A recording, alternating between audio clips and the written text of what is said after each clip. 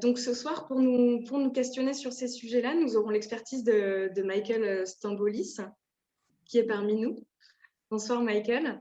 Donc vous êtes sociologue des questions de genre et des civilisations américaines. Vous êtes d'ailleurs maître de conférences sur ces sujets et co-responsable du département études de genre à l'université de Bordeaux-Montaigne. Et puis, par ailleurs, vous avez soutenu votre thèse sur le thème du rôle des experts dans les débats controversés comme les familles homoparentales ou le mariage entre les personnes du même sexe, en établissant toujours une comparaison entre la France et les États-Unis. Et c'est justement ce qui nous intéresse aujourd'hui.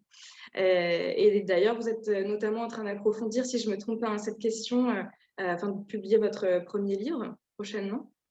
Tout à fait. Et puis, donc aujourd'hui, vous allez analyser la politique du genre aux États-Unis, l'interaction entre, d'un côté, les discours nationaux, avec un regard peut-être national sur quelles décisions sont prises à la Cour suprême, quels discours sont articulés et par qui.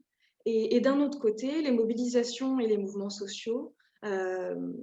Voilà, l'idée, c'est d'apporter aussi, pourquoi pas, une comparaison de la stratégie internationale des USA concernant les questions de genre et de sexualité, ce qui ressemblerait à ce que vous appelez la politique d'affichage.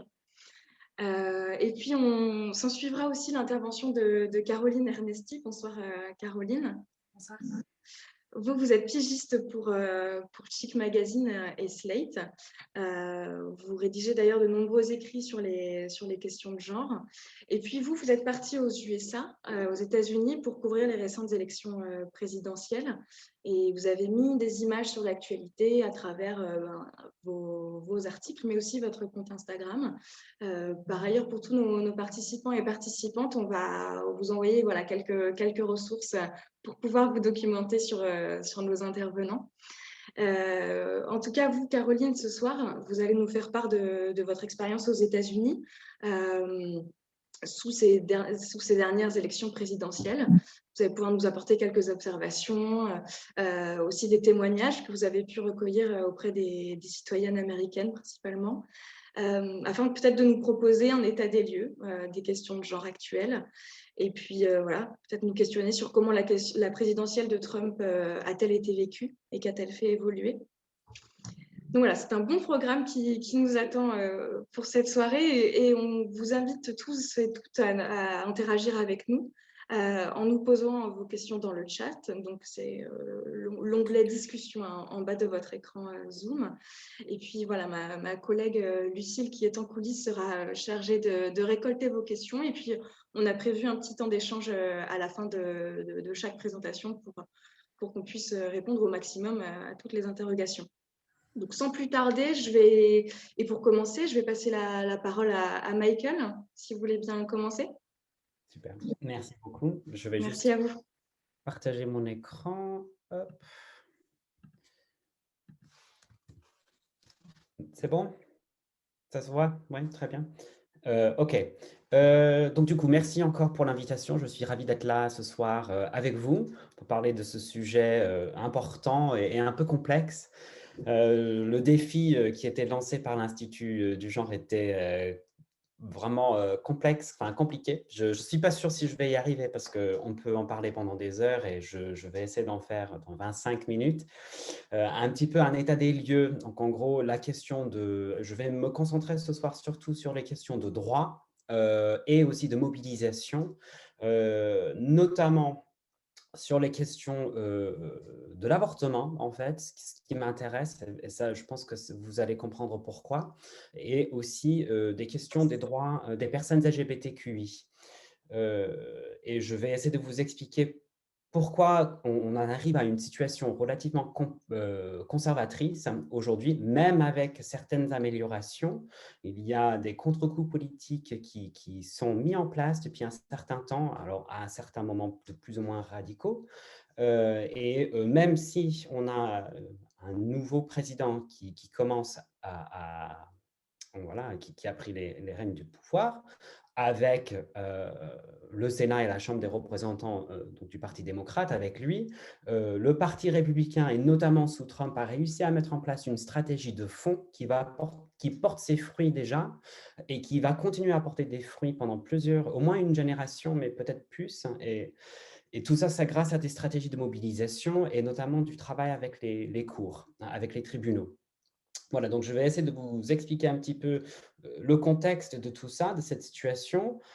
Et pour ça, je vais principalement vous parler de Trump et surtout du Parti républicain et des gens qui ont eu un impact sur les stratégies des républicains. Donc là, Trump, il a été très, très influencé par et soutenu surtout par un groupe ou des groupes religieux, mais notamment par les évangéliques blancs, qui ont été parmi ses plus fervents défenseurs et le sont toujours.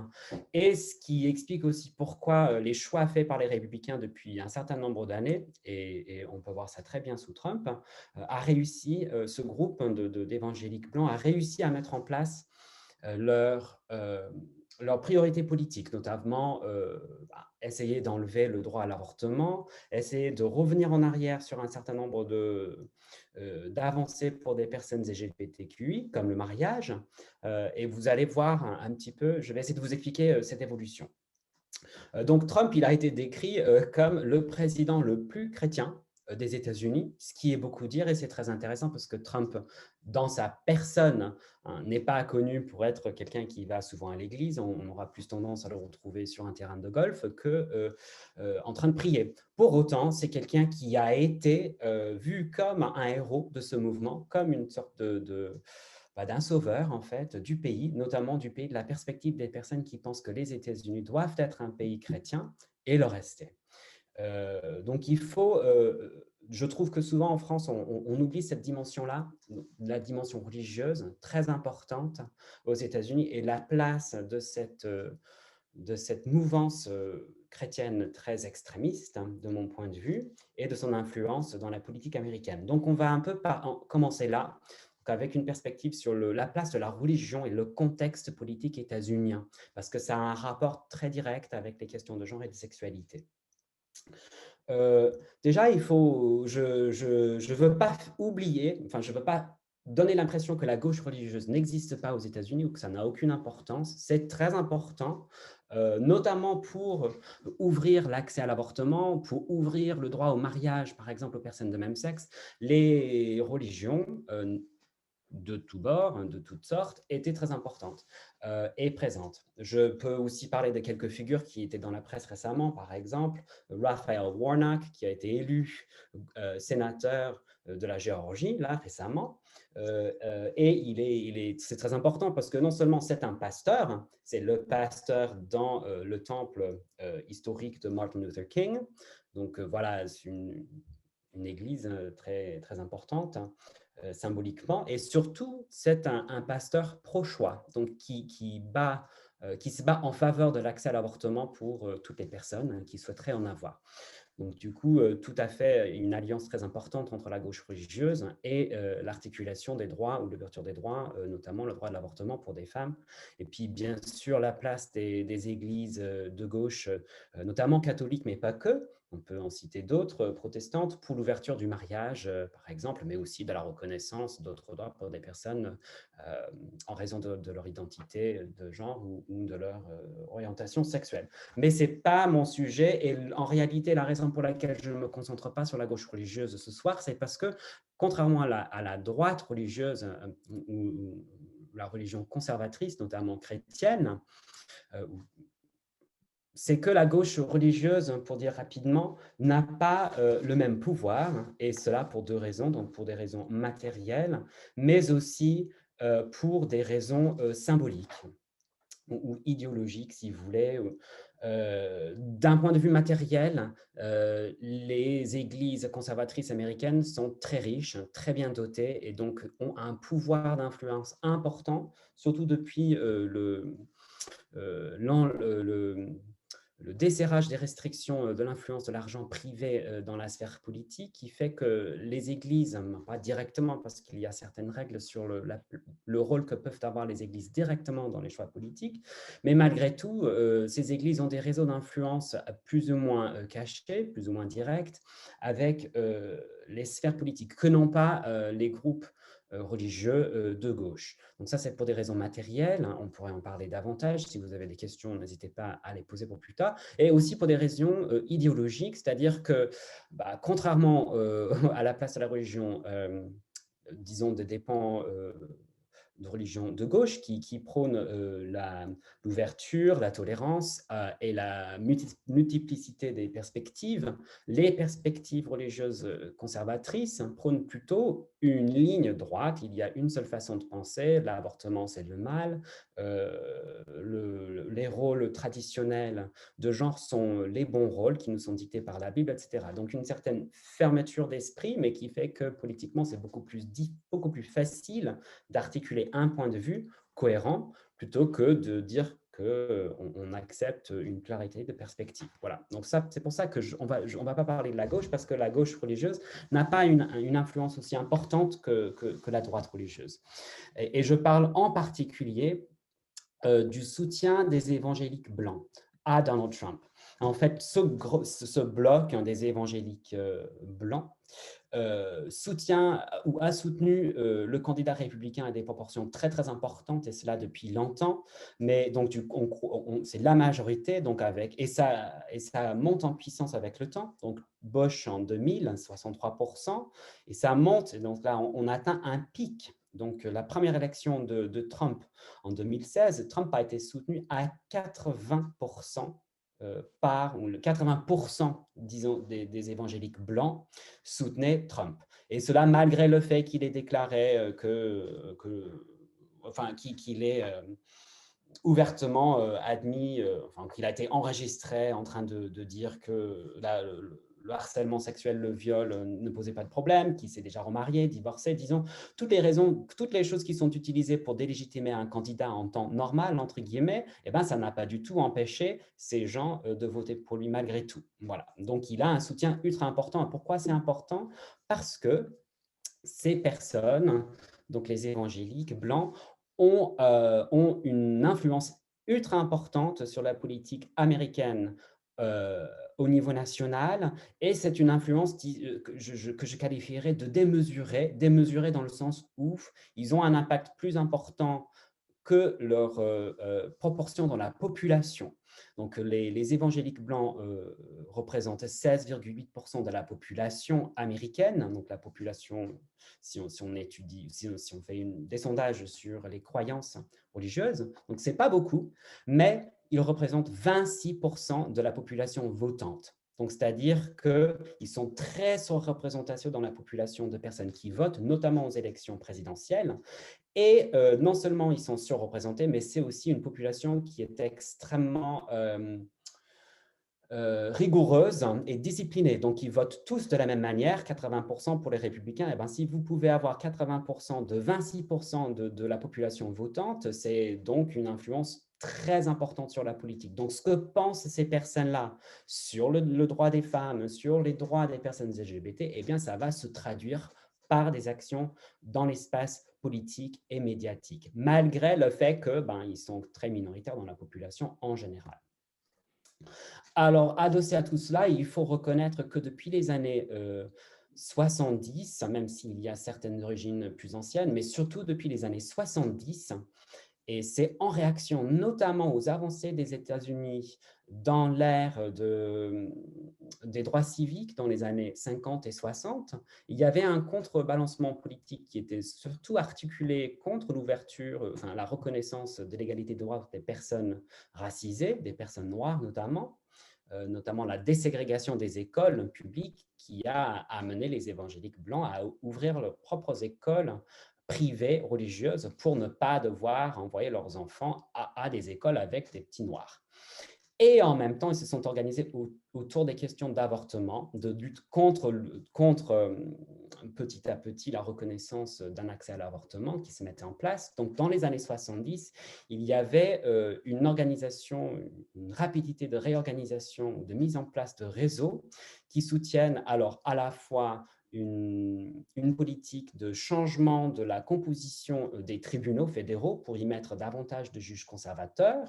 Il y a une politique importante pour faire de la recherche qui permettrait de démontrer comme quoi leurs préférences politiques sont bonnes pour l'État, etc. Donc, il y a un pouvoir organisationnel qui traduit les ambitions politiques et qui permet de faire exister leurs priorités politiques. En bas à gauche, vous avez par exemple l'image de The Federalist Society, qui est un groupe très important dans les écoles de droit. Donc, cette société cherche à des jeunes étudiants qui font des études de droit et qui sont de droite, pour les encourager à rejoindre cette société-là et leur donne une façon de penser qui leur permet ensuite d'adhérer aux objectifs de ce groupe qui appartient, en gros, qui sont presque tous républicains.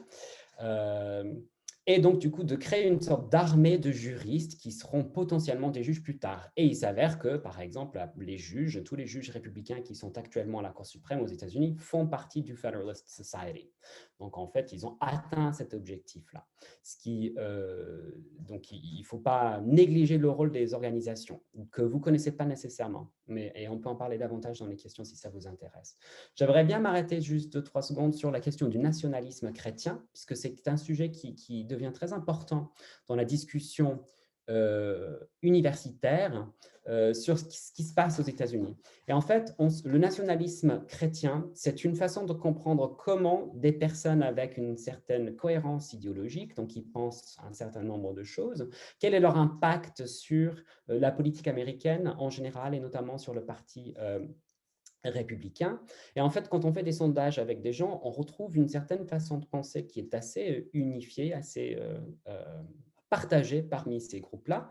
Et c'est des personnes, donc là, par exemple, vous avez une image qui a été prise avant l'assaut du Capitole au mois de janvier, donc qui associe la foi chrétienne avec l'identité nationale américaine, donc patriotisme et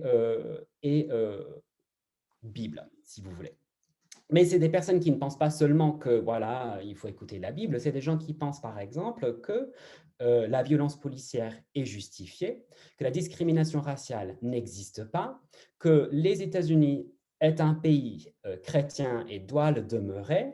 C'est des gens qui ont peur des minorités religieuses, mais aussi des immigrés, et c'est aussi des gens qui pensent en majorité que les hommes sont plus aptes à avoir des positions de leadership, alors que les femmes sont naturellement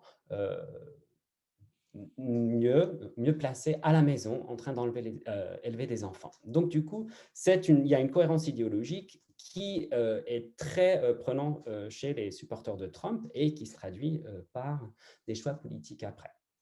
Voilà, donc le nationalisme chrétien participe à toutes ces choses qu'on est en train de voir ensemble. J'aimerais bien m'arrêter aussi sur la question des circulations internationales, puisqu'étant comparativiste, je m'intéresse vraiment non seulement aux différences franco-américaines, mais aussi aux liens entre la France et les États-Unis, et les liens qui sont dans les deux sens. Donc bien sûr, il y a des liens entre la France et les États-Unis en ce qui concerne les questions disons, des priorités de gauche ou des positions progressistes, mais aussi des positions conservatrices.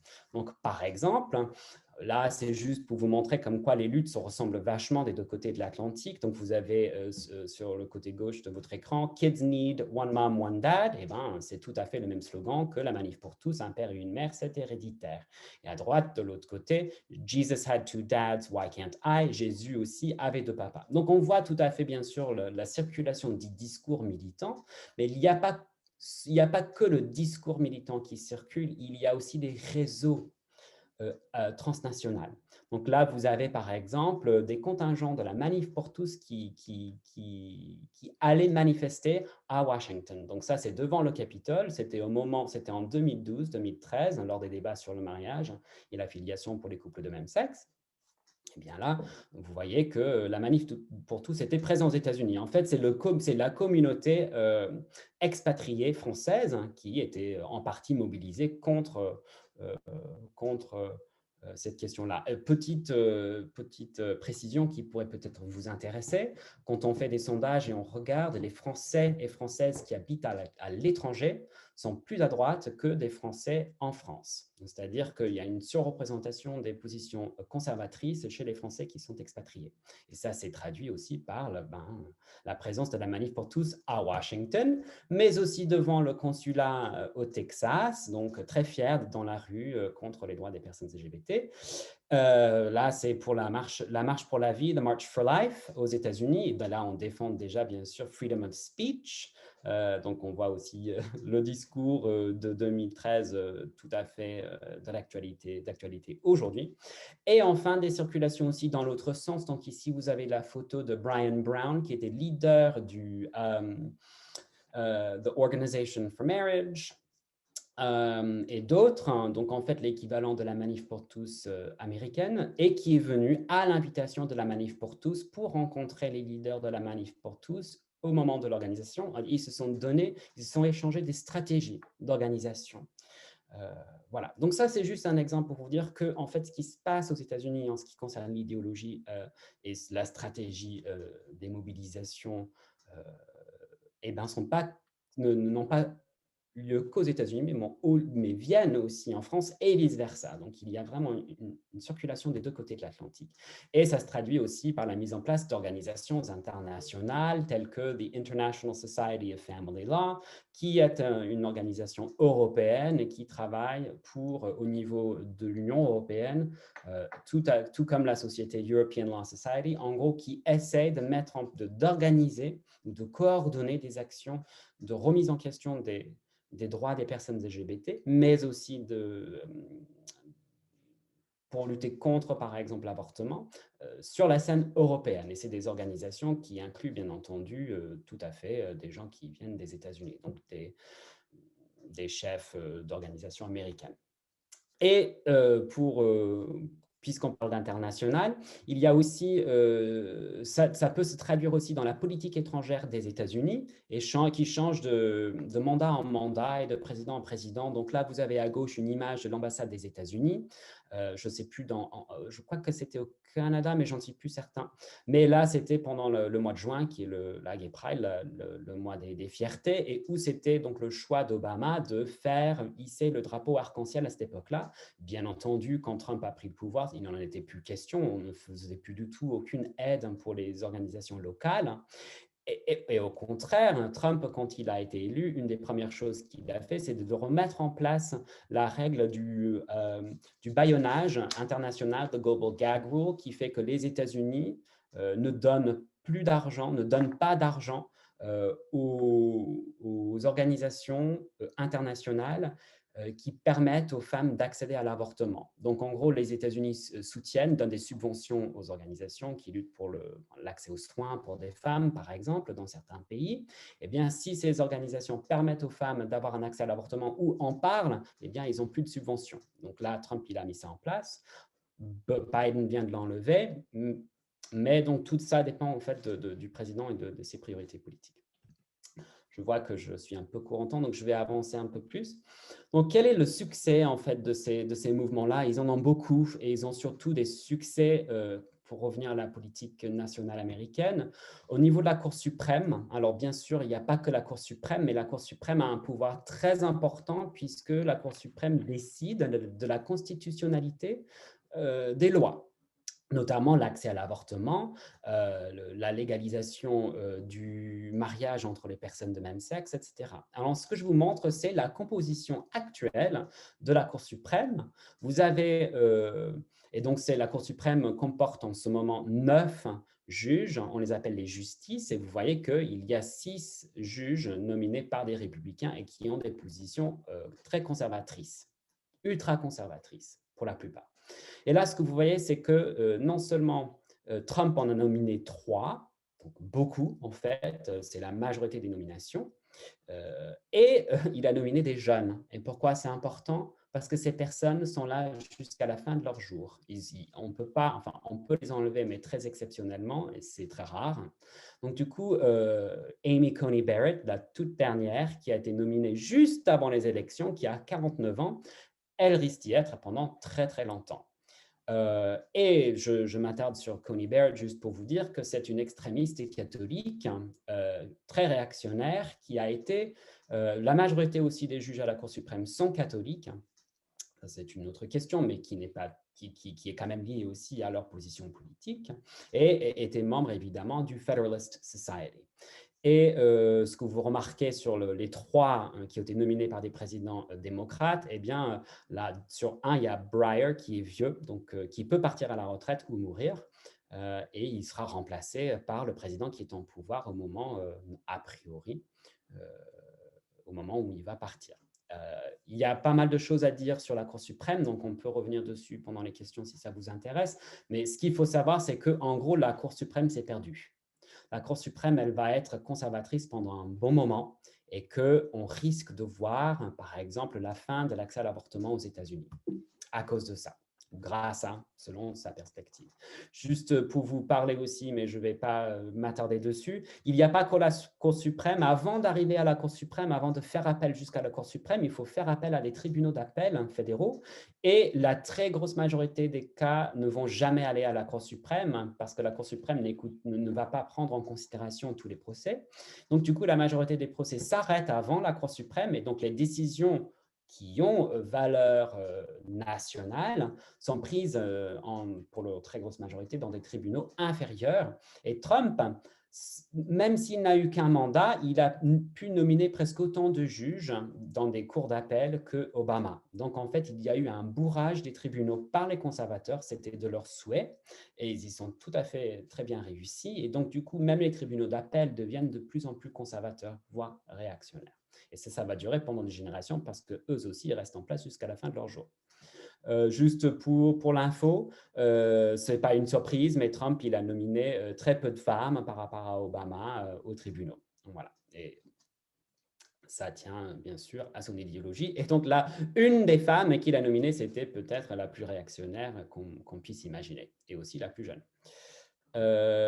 Alors, d'autres succès aussi, c'est au niveau des États. Il ne faut pas oublier que les États-Unis, c'est un État composé de 50 petits États et que pour les Américains et les Américaines, ce qui compte, c'est le niveau de l'État, en fait. Donc, si ce n'est pas une question qui a été résolue au niveau national, ça revient en très grosse majorité aux compétences des États. Donc, avant 1973, l'avortement était une question au niveau des États, tout comme l'éducation. Est-ce qu'on va enseigner, par exemple, l'évolution ou pas? Est-ce qu'on va faire de l'éducation sexuelle à l'école ou pas? Est-ce qu'on va donner gratuitement des préservatifs aux jeunes ou pas? Tout ça, ça dépend des États.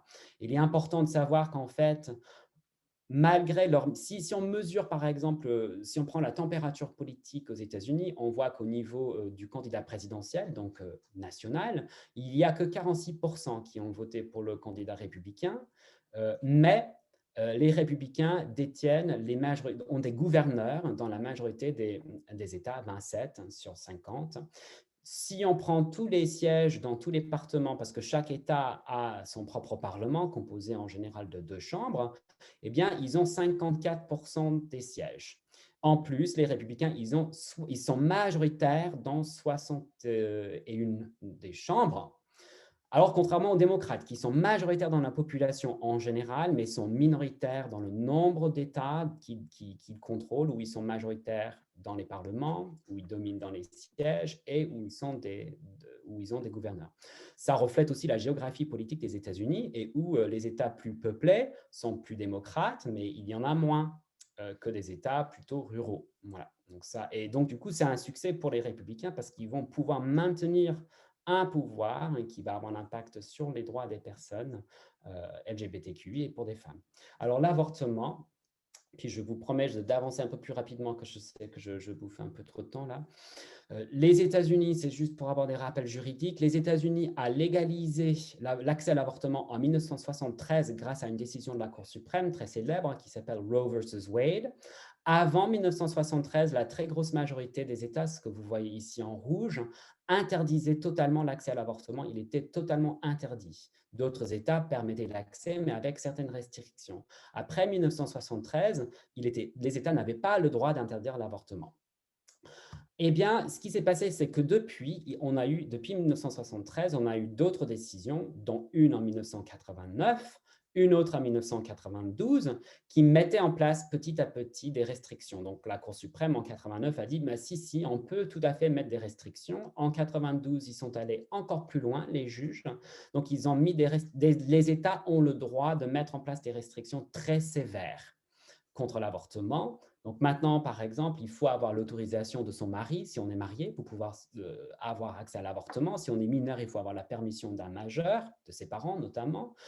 Dans certains États, il faut passer par une échographie. On est obligé d'écouter le battement de cœur du fœtus avant de pouvoir avorter. Bon, tout ça, c'est des mesures horribles qui visent une chose, c'est de décourager, voire empêcher les femmes de se faire avorter. Et maintenant, ce qui se passe, c'est que, donc là, vous avez des États en orange foncé, les États où il est très difficile d'avoir un avortement. Donc, bien sûr, juridiquement, on a le droit d'en avoir un, mais c'est extrêmement compliqué. En réalité, dans la plupart des États, c'est extrêmement difficile, surtout les États qui sont détenus par les républicains. Et maintenant, on est dans une situation comme celle-ci, et je veux juste vous montrer les États en noir et en bleu foncé. C'est des États qui ont mis en place des lois qui disent si jamais la Cour suprême revient en arrière sur la décision de Roe versus Wade, automatiquement notre État va du jour au lendemain interdire l'avortement. Donc c'est une interdiction en anticipation d'une révision de la décision de la Cour suprême. Et il y a aussi d'autres États qui ont décidé d'interdire l'avortement tout en sachant que c'est interdit pour justement permettre à la Cour suprême de revoir sa décision et de revenir en arrière. Je pense qu'il y a de fortes chances que dans les 10 prochaines années, on voit la fin de l'accès à l'avortement aux États-Unis au niveau national. Très rapidement, le droit des personnes LGBT, ce sera la fin. Ça, c'est juste pour vous donner une idée, parce que contrairement à la France, on a ces statistiques. Donc ça, c'est de 2013, mais c'est la proportion de la population dans chaque État qui se dit LGBT. Donc lesbian, gay, bisexual, trans. Ce qu'on remarque, ce n'est pas une surprise, que dans les États plutôt de gauche, enfin des États où il y a les démocrates, c'est là où la proportion de la population LGBTQI est plus élevée. On peut en parler, mais c'est intéressant. Si jamais vous voulez rencontrer beaucoup de personnes LGBT, il faut aller à Washington, D.C. Parce qu'à Washington, D.C., 10% de la population se dit LGBT. Alors, vous savez que maintenant, depuis 2015, il y a l'accès au mariage pour les personnes de même sexe. C'est une décision de la Cour suprême. Donc, avant 2015, c'est les États en rouge qui avaient interdit carrément le mariage. Eh bien, depuis 2015, ils n'ont plus le droit de l'interdire. Une autre décision très récente concerne la discrimination.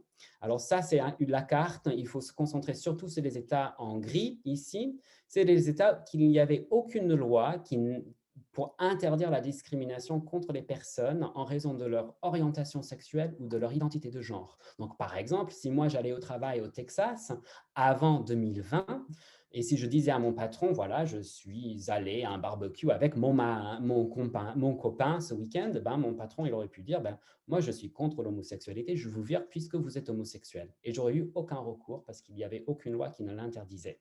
Donc, c'est grâce à une décision de l'année dernière, Bostock versus Clayton County, donc de la Cour suprême, qui a dit que non, on ne peut pas discriminer quelqu'un en raison de son orientation sexuelle ou de son identité de genre. Donc, une décision importante. Alors, ça, c'est la conclusion. Pourquoi l'avenir est incertain? Donc, certes, il y a juridiquement l'accès à l'avortement, encore et toujours pour le moment.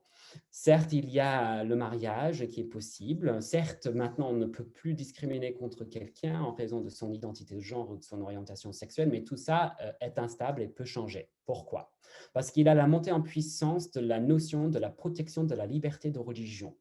Donc, les conservateurs disent, oui, certes, vous pouvez vous marier, mais par exemple, le pâtissier n'est pas obligé de vous faire un gâteau pour votre mariage, il peut tout à fait vous refuser ça.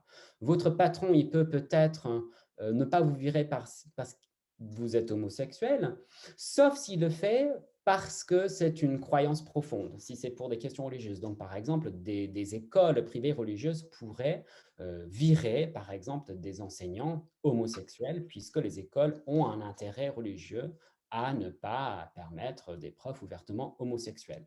Et on voit petit à petit cette idéologie se mettre en place grâce à la décision de 2014, Burwell versus Hobby Lobby. C'est une décision qui concerne Obamacare, c'était l'accès aux soins.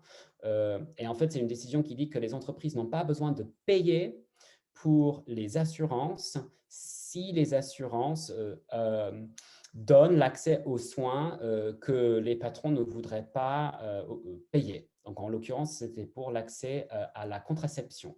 Une entreprise privée détenue par un homme très, très croyant, un fervent chrétien, qui disait « Je ne veux pas que mes employés puissent accéder avec l'assurance de notre entreprise à la contraception ». La Cour suprême a reconnu qu'il avait tout à fait le droit, que c'était sa liberté de religion qui était en question et qu'il n'était pas obligé de payer ça. Donc, on voit cette idéologie marcher. Une autre, c'était Masterpiece Cake Shop, 2018. C'est la décision qui concerne le gâteau, en gros, qui ont dit qu'un pâtissier n'est pas obligé de faire un gâteau pour un couple homosexuel parce qu'un gâteau, c'est une expression et que en vue de la liberté d'expression, obliger quelqu'un à faire un gâteau qui irait pour fêter un mariage homosexuel, c'est l'obliger à s'exprimer en faveur du mariage alors qu'il est contre. Et enfin, c'était il y a 15 jours, une décision, même pas 15 jours, une décision sur l'obligation, ça c'était sur la Covid, donc il y avait les États qui interdisaient aux églises et aux temples et aux d'autres lieux de culte, tout comme les cinémas ou des salles de spectacle, d'avoir du monde, parce que, voilà, pour des raisons de la pandémie, des gestes barrières, etc., eh bien, il y a eu un appel jusqu'à la Cour suprême, et la Cour suprême a dit, pour la raison de la liberté de religion, on ne peut pas empêcher les églises de recevoir du monde. Donc, on voit que la Cour suprême, avec sa composition actuelle, est prête à laisser passer pas mal de choses. Donc, pour moi, l'avenir est assez incertain. Voilà, je suis désolé, j'ai pris un peu trop de temps. Je vous prie de m'en excuser, mais voilà, merci.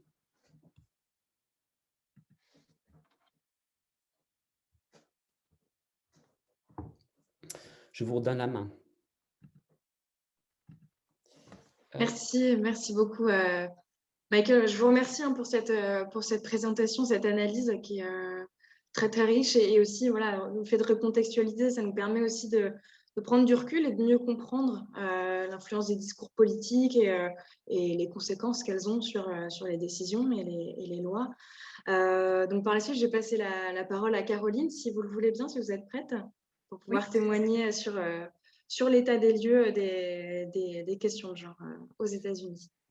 Je ne sais pas pourquoi j'arrive pas à passer la main. Je suis désolé. Ah, vous n'aviez rien à partager de toute façon. normalement, ça doit être bon. Ouais. Ok, merci. Merci Michael pour la présentation. Du coup, pour le contexte, c'est parfait. Je pense que tout le monde a bien compris. Merci beaucoup du coup à l'IGG de m'avoir permis de parler ce soir. J'espère que tout le monde m'entend bien. Pour revenir vite fait sur le contexte de ce que j'ai fait cette année 2020, en fait, moi, je suis journaliste indépendante et j'ai décidé de partir aux États-Unis pendant 1 an, à partir de janvier 2020, pour suivre le processus électoral aux États-Unis, en m'intéressant principalement aux femmes, aux droits des femmes et aux droits des minorités aux États-Unis, parce que ce sont des personnes qui sont moins représentées. Et du coup, c'était dans l'intérêt de voir, en fait, quelle était la place de ces personnes à la fin de la présidence Trump, qui était une présidence assez particulière dans ce contexte-là, et de comprendre en fait quels étaient les enjeux de cette présidence par rapport à ces communautés-là. Donc, ce qui m'a intéressée d'abord, c'était pourquoi est-ce que la question des femmes est une question aussi importante aux États-Unis, et notamment suite à 4 années de présidence de Donald Trump. Tout simplement, la première chose, c'est que c'est le premier groupe d'opposition de Donald Trump qui a été dans la rue dès la première journée de son mandat, à partir du jour 1, après son inauguration en janvier 2017. Ce sont les femmes qui se sont mobilisées, qui sont allées dans la rue pour présenter avec la Women's March leur opposition en fait à cette nouvelle présidence. Donc pendant une journée, des millions d'Américaines dans différentes villes, mais notamment à Washington DC, ont manifesté pour montrer leur opposition en fait à ce président qui ne représentait pas du tout leurs idées. Donc ça déjà c'est le premier point important qui montre l'importance des femmes dans le processus d'opposition à Donald Trump. Ensuite cette mobilisation, il faut la voir qui va en fait en alliance avec ce qui se passe depuis les années 2010 et notamment le mouvement MeToo, qui a été initié dès 2016, en fait, qui a commencé grâce, d'une certaine manière, à la présidence, à Donald Trump, en fait, qui s'est présenté pour devenir président lors de la campagne présidentielle de 2016, à son élection, et aussi, en fait, au scandale de Weinstein, avec le mouvement MeToo, qui a commencé, en fait, à montrer le ras-le-bol des femmes d'être sous-représentées, d'être victimes d'agressions et de violences du fait de leur genre et de leur sexe, et aussi, en fait, se présenter en contradiction avec la société patriarcale qui est encore, à ce jour, aux États-Unis, ainsi qu'en Europe et dans beaucoup de pays. Et du coup, en fait, tout ce contexte politique et social a fait que la présidence de Donald Trump était très importante pour les femmes et représentait un réel enjeu. Et ça, c'est quelque chose qui s'est poursuivi durant toute sa présidence. Et lui aussi, en fait, avec les choses qui ont été mises en place par son gouvernement, en alliance du coup avec Mike Pence, qui était son vice-président. Et en fait, dès le premier jour de la présidence Trump, il y a des mesures qui ont été mises en place visant à réduire ou à aliéner les droits de certaines communautés, notamment les droits des femmes, certains droits de la communauté LGBT, le droit des minorités qui venaient par exemple d'autres pays, ou les minorités raciales. À partir du moment où en fait une personne n'a pas la peau blanche aux États-Unis, elle peut avoir des droits en moins. Et ça, c'est quelque chose qui a été pérennisé, du coup, toute la présidence de Donald Trump. Par exemple, la première chose qu'on a pu observer avec l'arrivée de Donald Trump au pouvoir, c'est par exemple les mentions concernant les personnes transgenres, donc avec notamment les pronoms au pluriel, donc them, pour désigner les personnes non binaires aux États-Unis. Toutes les mentions de pronoms non binaires et de transidentité ont été supprimées du site de la Maison-Blanche à partir de l'arrivée de Donald Trump au pouvoir, donc en 2017. Ça, c'est quelque chose qui a été rétabli à partir du moment où Joe Biden est arrivé à la présidence en janvier 2021. Mais c'est quelque chose, en fait, qui est allé, en fait, comme une motivation de Donald Trump pendant toutes ces années, avec, comme l'a expliqué Michael, un retour, en fait, à une idéologie plus proche de la chrétienté et, en fait, des idéaux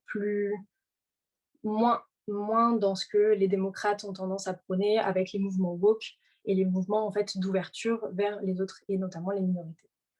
Donc ça, c'était un point assez important. Et l'autre point qui m'a beaucoup intéressée pendant cette année, et quelque chose que j'ai essayé de voir tout au long de mon parcours dans les différents États, c'est la position des femmes aux États-Unis par rapport à leur corps. Et quel est l'accès, en fait, au corps des femmes, quelle est la façon quels sont les droits, les pouvoirs des femmes par rapport à leur corps, et quelles sont les lois qui essayent de contraindre les femmes par rapport à leur corps.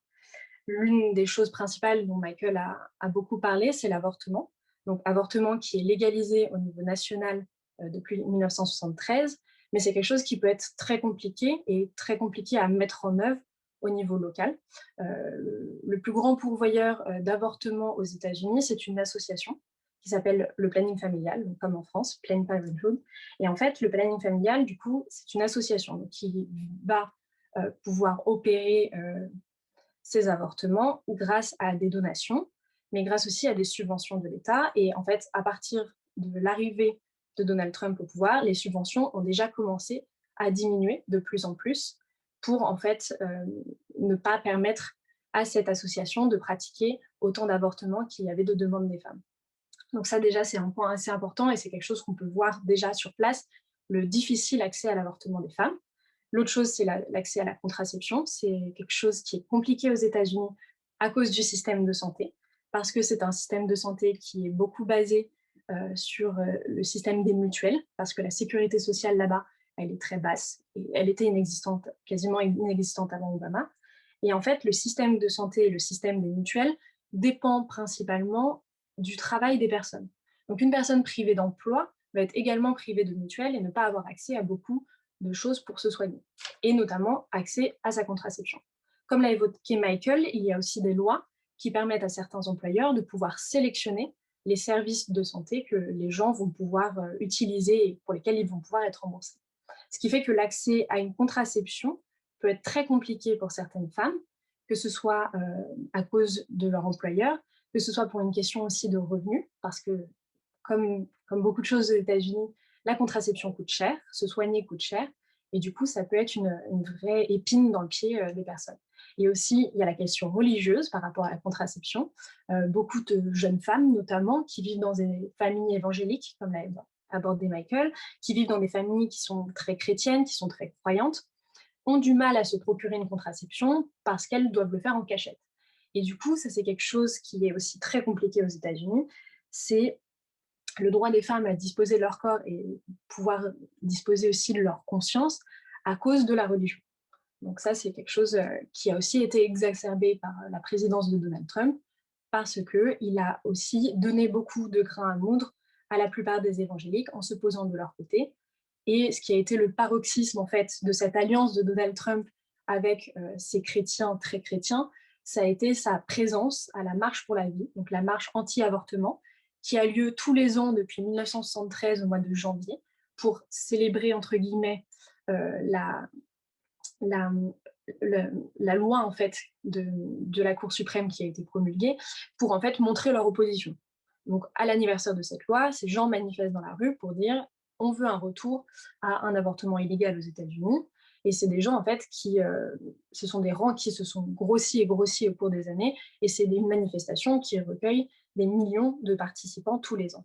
Et pour la première fois dans l'histoire moderne des États-Unis, un président en exercice, donc Donald Trump, en 2020, en janvier 2020, a participé à cette marche en montrant son soutien à ces personnes en disant « moi-même, je m'oppose contre l'avortement ». Et c'est un choix qui a été ensuite beaucoup relayé et qui s'est aussi concrétisé avec la nomination, comme l'a dit Michael, d'Amy Coney Barrett en novembre, fin octobre, début novembre, au moment des élections. Et c'est une femme qui fait partie d'un groupe chrétien évangélique très, très pratiquant, extrémiste, comme l'a dit Michael, qui s'était déjà positionnée, parce qu'elle donnait des cours de droit, contre l'avortement. Donc c'est pour ça que ce droit n'est pas acquis aux États-Unis. Il peut être évoqué à tout moment avec la Cour suprême, bien que la majorité des Américains, 3 Américains sur 4, se posent quand même en faveur d'un avortement possible, même s'ils veulent qu'il soit très encadré. Donc ça, c'était une grosse partie en fait de mon parcours et de ce que j'ai voulu observer aux États-Unis, l'accès aux femmes, l'accès des femmes à leur corps et à la liberté pour leur corps. Et une autre partie, une autre chose que j'ai voulu montrer et voir là-bas, c'est l'accès des femmes à leur corps, et notamment quand elles ont une dysphorie de genre, donc c'est ce qu'on appelle pour les femmes trans. Et en fait, les femmes trans aux États-Unis, c'est une des communautés qui est le plus visée par les crimes de haine, parce qu'en fait, la majorité des crimes de haine qui sont faits contre les femmes trans visent en particulier en plus des femmes trans qui sont noires, qui sont issues de la communauté afro-américaine. Et en fait, donc en 2020, par exemple, elles ont été 44 à être assassinées, mais selon les associations, c'est un compte qui est bien en deçà des réels chiffres, parce que beaucoup de crimes ne sont pas considérés comme tels. Mais pour le FBI et pour les services de police américains qui comptabilisent les crimes de haine, la communauté LGBT est principalement visée par les crimes haineux, et c'est une vraie priorité pour les autorités de police d'aider ces communautés-là, et les femmes trans sont les plus visées par rapport à ces crimes de haine. Et être une femme trans aux États-Unis, et notamment sous la présidence de Donald Trump, c'est vivre en fait dans le danger. C'est vivre dans le danger d'avoir une mauvaise sécurité sociale, parce qu'on va être privé d'un emploi, parce que comme l'a dit Michael, on peut jusqu'à 2020, jusqu'à l'arrêt de la Cour suprême, on pouvait se voir refuser un emploi à cause de son identité de genre, mais aussi à cause de son orientation sexuelle ou des personnes qu'on aime.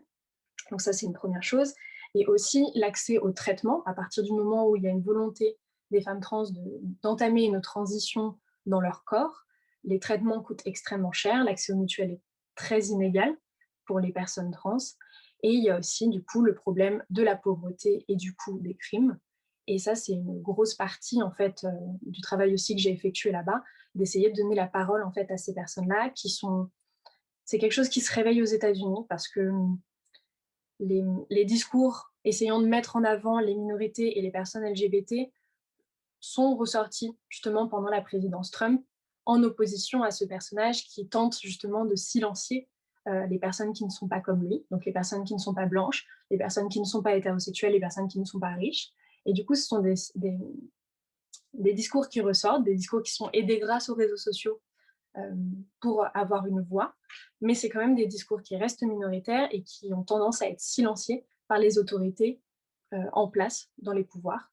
Ça a été beaucoup le cas pendant la présidence Trump. On attend de voir ce que ce sera sur la présidence Biden.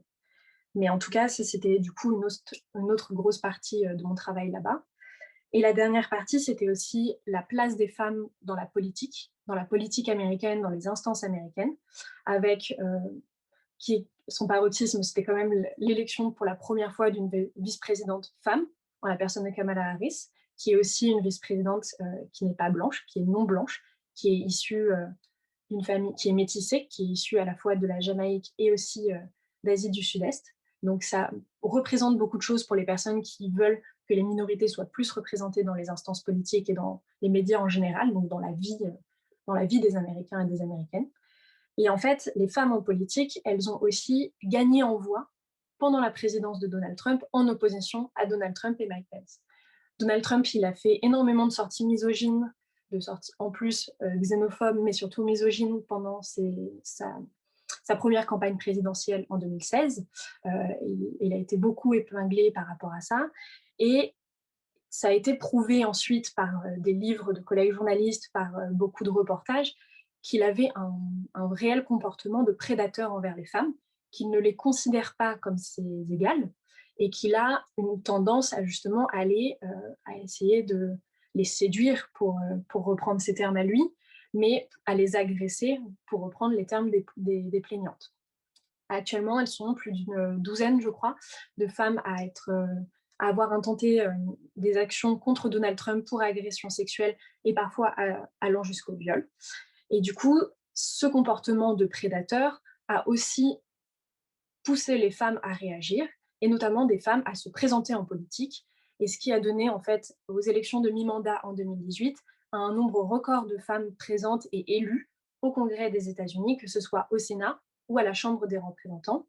Les plus connues et les plus représentées dans les médias, et aussi celles qu'on entend le plus, sont des représentantes démocrates, qu'on appelle The Squad, accompagnées, qui vont autour et qui gravitent autour d'Alexandria Ocasio-Cortez, qui représente le Bronx, en fait, donc près de New York, dans New York.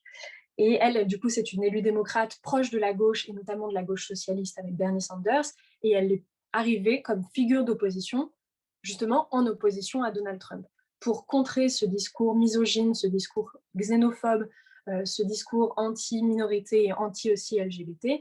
Cette figure, en fait, a montré une plus grande volonté d'ouverture d'esprit, et aussi elle travaille conjointement avec d'autres personnes issues d'autres minorités, notamment Rachida Tlaib, qui est musulmane, Ilhan Omar, qui est musulmane également, qui porte le turban dans la Chambre des représentants, ce qui est quand même assez novateur aux États-Unis. Et elle travaille aussi conjointement, d'une certaine manière, avec Nancy Pelosi, qui est du coup une femme issue de Californie et qui est la numéro 1 des démocrates à la Chambre, puisqu'elle est la présidente des démocrates à la Chambre. Et du coup, en fait, l'un des points positifs de cette élection de Donald Trump et de ce mandat Trump, c'est que les femmes se sont plus engagées en politique, sont plus allées en avant pour justement contrer ce personnage qui est en fait l'idéal type du patriarcat et de l'homme prédateur qui veut garder son pouvoir, quitte à s'allier en fait à des gens qui n'ont pas forcément les mêmes idéaux que lui à la base, comme l'a dit Michael, avec notamment les évangéliques. Donc voilà, c'était à peu près tout sur le mandat de Donald Trump. Pour la suite, par rapport à l'élection de Joe Biden et de Kamala Harris, ce qu'on peut voir, c'est que du coup, il y a quand même eu des explosions de joie dans le pays, notamment au niveau des démocrates. Si on était en Californie, si on était à Washington la nuit des élections et les jours suivants, au moment de la promulgation de Biden en tant que président, il y avait des explosions de joie et un énorme soulagement auprès des démocrates de voir en fait ce président partir et quitter la présidence. Le pays reste énormément divisé parce que Trump a su mobiliser des troupes de républicains et notamment d'extrémistes derrière lui. C'est ce qu'on a vu en application le 6 janvier lorsqu'ils ont envahi le Capitole aux États-Unis, à Washington. Mais il y a eu quand même une vague au moment de l'élection de Joe Biden de soulagement de beaucoup de personnes modérées ou démocrates ou même plus à gauche que les démocrates Et c'est ça qui a permis, en fait, d'espérer beaucoup de choses pour la suite. Est-ce que ces choses, notamment le détricotage de ce que Donald Trump a mis en place concernant les minorités, notamment au niveau de la frontière, notamment au niveau des droits des femmes, va être mise en place par Biden et Harris? On ne le sait pas.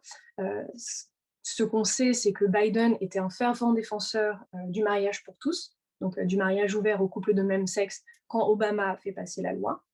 A priori, c'est quelque chose qui ne bougera pas. Comme l'a dit Michael, le sujet de la Cour suprême est très sensible. Ça va être très, très compliqué pour les démocrates de justement contrebalancer ce pouvoir très fort de la Cour suprême. Joe Biden avait abordé à demi-mot pendant sa campagne le fait de peut-être rajouter quelques juges à la Cour suprême pour rebalancer justement le niveau démocrate-républicain. Pour l'instant, ça n'est pas revenu sur le devant de la scène depuis son élection. C'est quelque chose qu'il faudra voir. L'autre avancée qu'on peut notamment saluer, c'est que lors des élections qui ont fait gagner Biden et Harris, il y a aussi un certain nombre de députés et de sénateurs, sénatrices qui ont été élus, et notamment parmi eux, beaucoup plus de diversité. Parmi les gens qui ont été élus, on note notamment la première sénatrice transgenre dans le Delaware, qui s'appelle Sarah McBride. Donc, c'est la première femme transgenre à être élue et au poste de sénatrice, donc un poste important. On voit beaucoup plus de personnes. C'est la première fois aussi dans le cabinet de Joe Biden.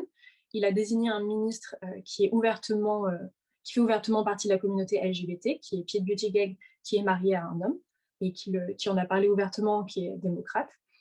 Donc ça aussi, c'est quelque chose. Au niveau de la représentation, le gouvernement Biden, pour l'instant, fait mieux que le gouvernement Trump. À voir ensuite dans leur politique s'ils suivront cette ligne-là ou pas. Voilà.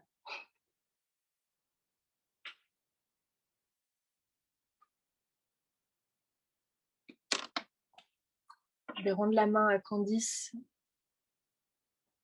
si tu veux. Ouais, c'est parfait. Merci beaucoup. Également, merci à Caroline pour votre intervention. C'est vrai que c'est très clair et ça nous permet tout de suite de mieux comprendre ce qui se passe, tout simplement, où en sont les droits, etc. Et c'est toujours agréable d'avoir des clés de compréhension comme celle-ci. On va passer aux questions. On en a reçu quelques-unes. Et puis, d'ailleurs, voilà, on tient à remercier toutes les personnes pour votre participation active.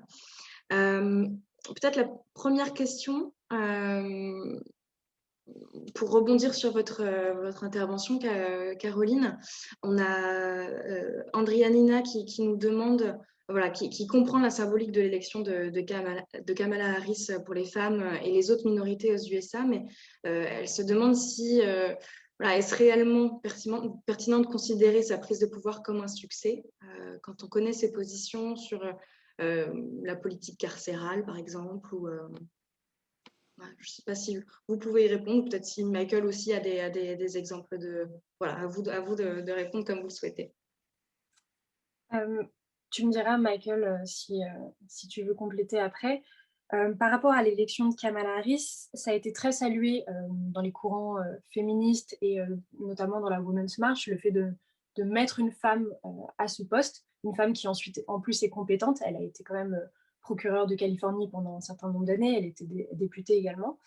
Après, bien sûr, comme toute personne politique, elle a des choses qui sont perçues dans ce qu'elle a fait et dans ses œuvres qui sont perçues de manière plus négative, et notamment par rapport, tu as évoqué sa politique carcérale. C'est vrai que quand elle était procureure de Californie, il y a eu une politique assez sévère, notamment par rapport à la détention et à la vente de drogue, qui a fait que beaucoup de jeunes Afro-Américains se sont retrouvés en prison lors de ces années.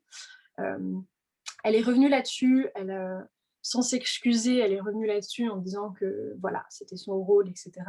Après, c'est clair que étant une femme de droit, étant une femme qui a eu justement cette position un peu de police, d'être proche de la police à ce moment-là, elle a une position quand même assez sévère, et c'est quelqu'un qui met en application en fait et qui entretient d'une certaine manière aussi le système. Donc bien sûr que mettre une femme à ce poste-là, ça ne va pas tout révolutionner, ça ne va pas permettre de mettre de l'égalité partout, mais ça permet néanmoins déjà à partir du moment où on donne de la visibilité à certaines minorités, ça permet également, en fait, d'alimenter le système et de permettre à d'autres personnes issues de minorités d'elles-mêmes pouvoir prendre le pouvoir par la suite. Elle l'a dit elle-même lors d'un discours, je suis peut-être la première, mais je ne serai pas la dernière. Et donc ça, c'est un point important qu'on peut saluer. Après, par rapport à sa politique, bah, on lui laisse un peu le champ libre. C'est à elle de faire ses preuves, c'est à elle de montrer que justement, avec ce pouvoir, elle va s'en servir aussi bien pour les minorités que pour les femmes, que pour d'autres gens, et pour essayer aussi de raviver un peu ce pays très divisé.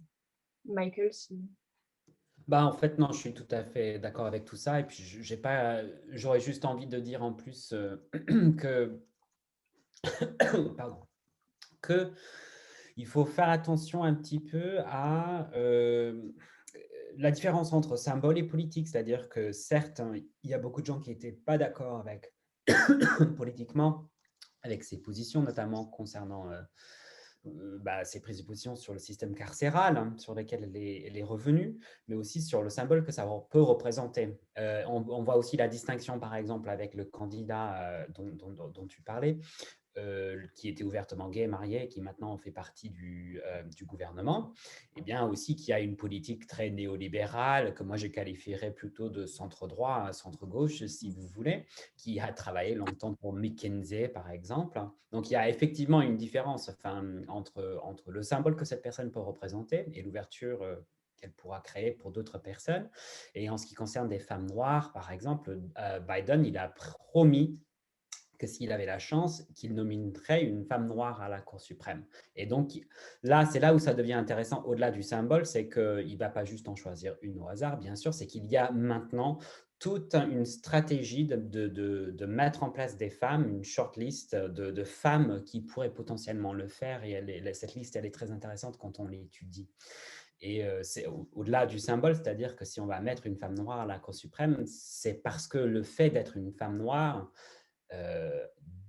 met cette personne dans une position très spécifique que d'autres personnes, notamment des personnes blanches ou des personnes hommes, ne pourraient pas comprendre. Et donc, en fait, tout l'intérêt de la Cour suprême, c'est qu'on n'est pas juste là en train d'interpréter la Constitution comme ça ne se lit pas comme ça, en fait. On utilise son expérience personnelle pour l'interpréter. Donc, il est important d'avoir une diversité de vécus pour pouvoir mieux interpréter la Constitution. Tout à fait, oui. Et justement, pour rebondir sur peut-être sur cette, puisqu'on parle de la Cour suprême, on avait une question d'Emeline Losange qui souhaiterait revenir sur la nomination polémique d'Amy Coney Barrett à la Cour suprême, qui est intervenue dans un contexte politique très particulier, notamment suite à la mort d'une grande figure des droits des femmes. Qui est Ruth Bader Ginsburg. Comment est-ce qu'on peut expliquer ce coup de poker de Trump? Comment on peut expliquer qu'il soit passé, en fait? Caroline, tu veux dire quelque chose? Oui, comment il est passé? Bah, c'est assez simple, c'est parce que les républicains, à ce moment-là, avaient la majorité au Sénat et notamment à la commission judiciaire. C'était Mitch McConnell qui était du coup le chef de file des républicains, qu'on sait très conservateur, qui était très proche de Trump, qui s'est quand même un peu éloigné après les insurrections du 6 janvier, mais qui était très proche de sa figure politique, parce qu'il a compris que Trump avait un grand pouvoir, notamment au niveau des électeurs. Et du fait de leur majorité au Sénat, les républicains, forcément, ont validé ce choix. Même des sénateurs qui étaient plutôt contre Trump, comme par exemple Mitt Romney, qui était plutôt contre Trump jusqu'ici, a voté quand même pour la confirmation d'Amy Coney Barrett. Et lui, pour le coup, c'était religieux, parce que lui-même est un fervent chrétien, et du coup, il était quand même assez content de voir une chrétienne qui est très dans cette ligne de conservation des idéaux et de conservation du mode de vie américain à l'ancienne, si on peut dire, avec les valeurs américaines. Et du coup, c'est pour ça qu'elle a quand même été confirmée justement à la Cour suprême. Oui. Là, je pense qu'il faut savoir, c'est que Amy Coney Barrett, elle n'est pas là par hasard. Elle a été choisie quand elle était à l'école de droit. Elle a été pêchée par les penseurs du Federalist Society. Elle a été socialisée dans un milieu qui a fait court. C'était son destin, c'était l'objectif. Donc, quand elle était toute jeune, on commençait à la former à l'école de droit. Et puis après, elle a été nominée par Trump juste avant d'être nominée à la Cour suprême. Elle avait été nominée dans un premier temps dans un tribunal d'appel. Et en fait, je crois que ce qu'il faut se dire par rapport aux républicains, c'est que les républicains ont un objectif, si je devais résumer, c'est le pouvoir. Ils en ont strictement rien à foutre en fait de la démocratie, et ça maintenant on le comprend. Je pense qu'il est très difficile de le dire autrement maintenant depuis les insurrections. C'est qu'ils sont prêts à tout pour avoir du pouvoir, y compris ne pas respecter leurs propres règles. Donc, ils n'ont pas honte. Donc, du coup, les reproches d'hypocrisie, ça n'a strictement aucun impact sur eux parce qu'ils ont fait exactement l'inverse de ce qu'ils disaient qu'il fallait faire. Ils ont empêché Obama de remplacer Antonin Scalia, qui est mort subitement. Sous prétexte qu'on ne peut pas décider d'une nomination à la Cour suprême avant une élection présidentielle. Eh bien là, pour le coup, c'était quelques jours avant l'élection, ils étaient prêts, enfin, j'exagère, quelques semaines avant l'élection, Amy Coney Barrett. Donc voilà, ils ne sont vraiment pas une hypocrisie près parce que pour eux, c'est le pouvoir qui compte et c'est tout. Et donc du coup, ça marche. Cette stratégie, elle est très bonne, elle est excellente. Surtout qu'il faut se rappeler que les républicains ne peuvent plus gagner avec des élections libres. C'est-à-dire que les présidents ont été élus, les présidents républicains sont élus maintenant systématiquement avec une minorité de la population grâce au collège électoral. Donc, ils sont obligés d'utiliser les leviers antidémocratiques du système américain pour rester en pouvoir. La Cour suprême est antidémocratique d'un point de vue institutionnel. Le Sénat l'est aussi, et donc, du coup, ils font tout pour maintenir le pouvoir grâce à ces systèmes. Tout à fait, ouais. On a parlé de la représentation des femmes dans les institutions. À ce sujet, on a une question de Paul Juvio. Est-ce qu'on a des données sur l'évolution de la représentativité des personnes non-binaires ou transgenres en politique? C'est une bonne question. Oui, il y en a, mais c'est fait d'un point de vue universitaire. C'est-à-dire qu'aux États-Unis, tout ce qui est statistiques sont beaucoup menées par le gouvernement. Il y a des statistiques notamment ethniques, des statistiques de genre, des statistiques d'orientation sexuelle. Ça, ce sont des choses qui sont faites au niveau national. Pour ce qui représente les personnes non-binaires, les personnes transgenres, ça va plus être mené par des associations. Il y a notamment un chercheur qui travaille à référencer chaque candidat et chaque candidate transgenre à n'importe quel échelon en fait du processus électoral américain, que ce soit pour devenir gouverneur, shérif, sénateur, sénatrice ou député. Faudrait que je vous retrouverai, si vous voulez, le nom de cette personne qui a un blog et qui a écrit un livre là-dessus. Et sinon, il y a le collectif, il y a plusieurs collectifs en fait et d'associations qui justement mettent en avant les candidats et du coup aussi des statistiques sur la représentativité de ces personnes en politique. Oui, c'est vrai que là, alors moi, je n'ai pas les chiffres en tête. Si j'avais été préparé à ça, j'aurais pu essayer de voir s'il y a des études qui existent. Alors, la première source vers laquelle je me retourne sur les questions de population et de distribution dans la population, c'est The Williams Institute, qui est à l'Université de Californie, Los Angeles, à l'école de droit. Et en fait, c'est un institut qui étudie notamment ces questions-là. Sinon, il y a aussi, comme disait Caroline, une association qui s'appelle The Victory Fund, dont l'objectif est de voir et élire des personnes. Alors, à une époque, c'était des personnes homosexuelles. Maintenant, je crois qu'ils s'intéressent aussi aux questions de transidentité, de non-binarité. Voilà, non, mais j'ai pas eu le temps d'aller voir les statistiques, mais ça se sait. Je serais surpris si on n'avait pas au moins au niveau à la fois de la population, mais aussi des élus. Et j'en profite juste pour dire qu'il y a une politique aussi démographique sur le recensement. Donc, le recensement, il y a l'obligation de faire le recensement aux États-Unis tous les 10 ans. Et ce n'est pas un recensement en échantillonnage, c'est un recensement total, obligatoire, sur toutes les personnes sur le territoire américain.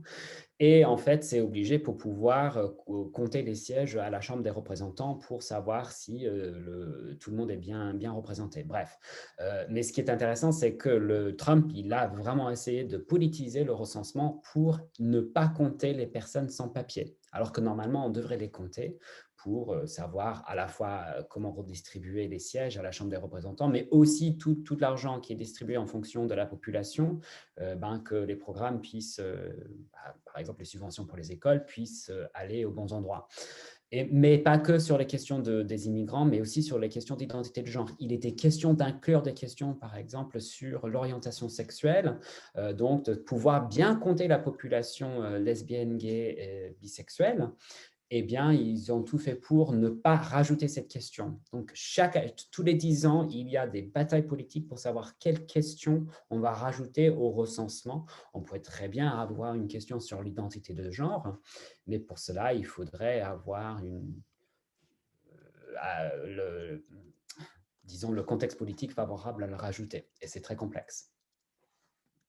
Ok, tout à fait, ouais. Il nous reste 10 minutes. Si vous souhaitez ajouter des choses supplémentaires, peut-être conclure vos présentations sur cette question, vous êtes les bienvenus. Michael, je ne sais pas si tu voulais qu'on rajoute quelque chose ou sur ce qu'on avait parlé. Est-ce que, moi, ça m'intéresserait de savoir un petit peu les personnes à qui tu parlais, qu'est-ce qu'elles pensaient, notamment des féministes, des militantes ou d'autres qui pensaient de l'avenir, ce qu'elles pensaient. Alors, à différents moments, notamment, tu disais les féministes, toutes les personnes woke aux États-Unis, donc qui sont très ouvertes, étaient dépitées en janvier 2020 en imaginant le cirque qu'allaient être les élections, donc dans toute cette période pré-Covid. Ils savaient très bien que Trump allait se battre bec et ongle, et du coup, c'était des gens qui étaient à la fois exténués de ces 4 années en fait, de show, parce que c'était vraiment comme une télé-réalité au quotidien, mais sauf que c'était l'avenir du pays qui était en jeu. Donc il y avait vraiment une fatigue émotionnelle de toutes les personnes engagées, que ce soit les personnes LGBT ou féministes, avec aussi très peu de... Il se doutait bien que ce ne serait pas une femme qui passerait. Après ce qui s'est passé avec Hillary Clinton, les Américains et Américaines n'étaient pas prêts à élire une femme. Il y avait vraiment très peu d'ambition là-dessus. Ils savaient qu'Alexandria Ocasio-Cortez ne pouvait pas se présenter parce que trop jeune. Ils savaient très bien qu'au niveau d'Elizabeth Warren ou d'autres femmes, figures de femmes, ça n'allait pas forcément passer. Donc c'était un peu du dépit de choisir le candidat démocrate. C'était plus choisir un candidat anti-Trump et pas vraiment un candidat de cœur, à part peut-être pour les militants et militantes de Bernie Sanders, là où il y avait vraiment plus d'entrain au moment de la campagne. Et en fait, plus les élections se rapprochaient et plus on était aussi rentré dans le Covid, plus il y avait une volonté vraiment juste de se débarrasser de Trump avec une extrême peur de ne pas avoir justement, et qu'on n'a pas eu, cette vague bleue pour Biden. Il y avait toujours un espoir que Biden passe et les gens y croyaient un peu, mais il y avait une telle peur de revivre ce qui s'est passé en 2016 que les gens n'étaient pas bien le soir des élections. Et toutes les personnes très engagées en politique, que ce soit les féministes, les personnes de la communauté LGBT, avaient une réelle peur en fait et aucun espoir si jamais Trump repassait. Je rebondis. On avait à ce propos une question de Lola Pinault qui vous demandait comment est-ce que vous avez travaillé sur place et comment vous avez eu accès à ces informations justement. Classique, sur place, du coup, pour avoir ces informations, c'était rencontrer des gens.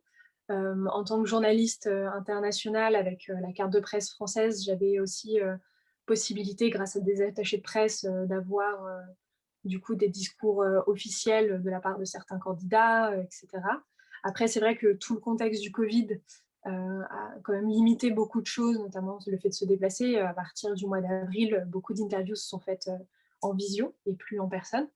Après, sinon c'était rencontrer les gens, aller en manifestation, beaucoup de manifestations, beaucoup de marches, toutes les manifestations, que ce soit pour les femmes, aussi rencontrer l'autre camp, les manifestations anti-avortement qui quand même rassemblent beaucoup de personnes. Les manifestations Black Lives Matter à partir du mois de mai et juin, c'était quand même des gros mouvements, comme aussi la marche pour les femmes. La Women's March s'était alliée à BLM à partir du mois de mai. Du coup, dès que les élections ont commencé à se rapprocher, moi, à la fin, j'étais sur la côte Est, donc New York et Washington, à partir de septembre. Et les deux mouvements, il y avait quand même une grosse intersectionnalité de ce côté-là. C'était vraiment justement cette volonté d'évincer Trump et de s'allier selon les différentes causes. Et c'est vrai que c'était beaucoup de terrain, beaucoup de marches, rencontrer les militants, les personnes qui essayaient de pousser les gens à voter malgré la situation sanitaire.